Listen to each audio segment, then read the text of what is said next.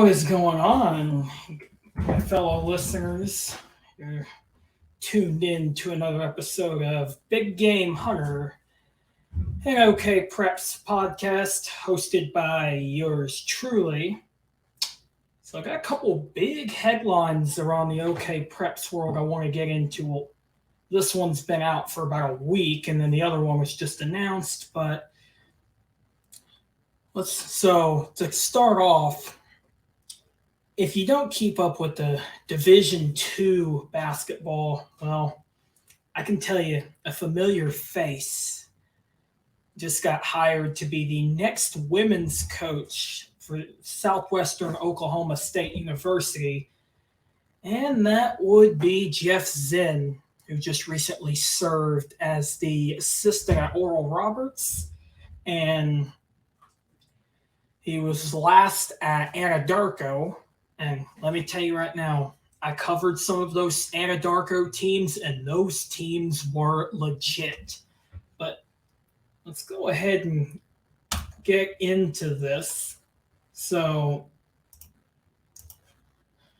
as you can see, last week he was announced as the next head coach by SWOSU Athletic Director Todd Helton, and he is the fifth head coach dating back to 1975.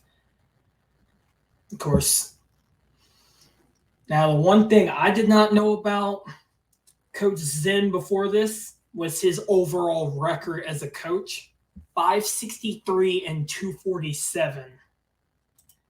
That's impressive. Over 28 years of coaching experience. So, in a statement released by Helton, he says, "We are excited to welcome Coach Zinn to SWOSU and our Bulldog family. Coach Zinn is the perfect fit to lead Lady Bulldog basketball on and off the court." When talking to numerous people about Coach Zinn, they all commented on his incredible integrity and character, his tireless work ethic, his knowledge of the game, and how he truly cares for his players. That's exactly the kind of person we want as a mentor for our student athletes here at SWOSU. Tell you right now, that's right on the money right there. Because, like I said, last year at Anadarko, I covered the Lady Warriors several times. A few times at the Mustang Holiday Classic, and then again at the state tournament, and then once more in the regular season. And let me tell you, Coach Zinn is as good as it gets. And then Helton also went on and continued to say throughout the process, it also became clear to me he is a relationship builder who inspires trust and respect with his student athletes and those who work with and support his program. And he is a natural leader and proven winner who will serve as a terrific role model for all who follow our program. Like I said, Helton nailed it right on the money with this one. That is an accurate description of Coach Zinn.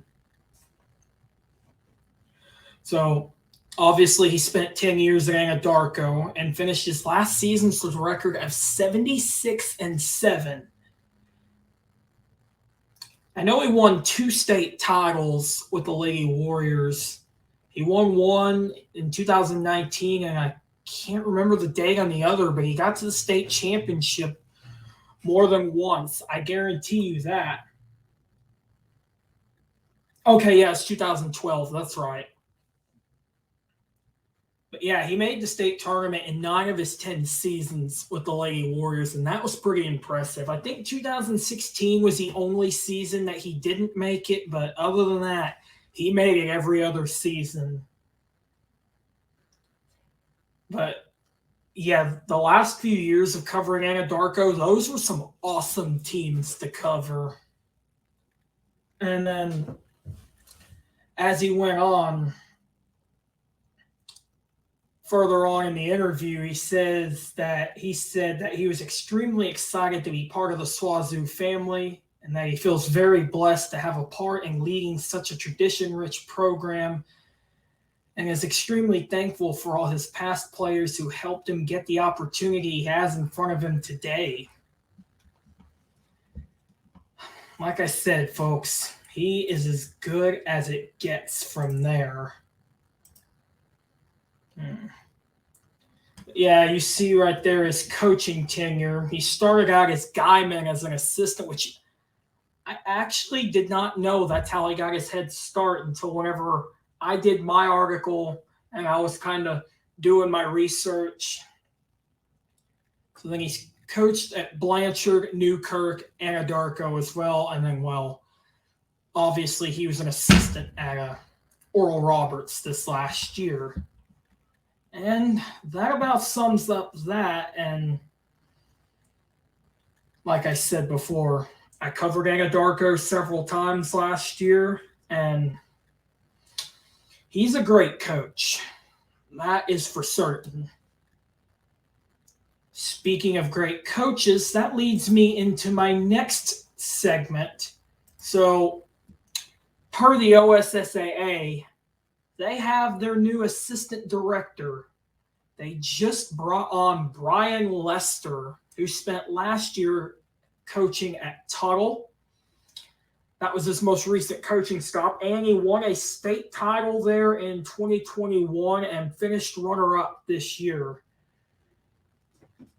So, obviously, he takes over in place of David Glover, who was announced as the Kingfisher Athletics and Operations Director after 9 years with the OSSAA.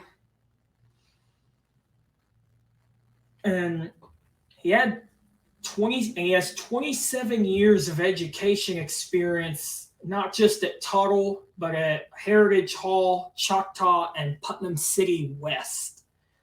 So, in a statement released by the OSSAA, they go on to say, Brian's experience and success as a head coach and athletic director will serve him well in his role as an assistant director for us. Just like Coach Glover, Brian brings an instant credibility to the high school basketball community, and his success has been well documented throughout his career. He's an established leader of young men and women and strongly believes in the value of education-based activities. We are very fortunate to have Brian join our staff. And like I said, before he took this job, he had previously stepped down from head coaching, but like I said, OSSAA is getting a great one. It's like when one great one stepped down, they went and got themselves another one. And well, you know, both are former coaches too.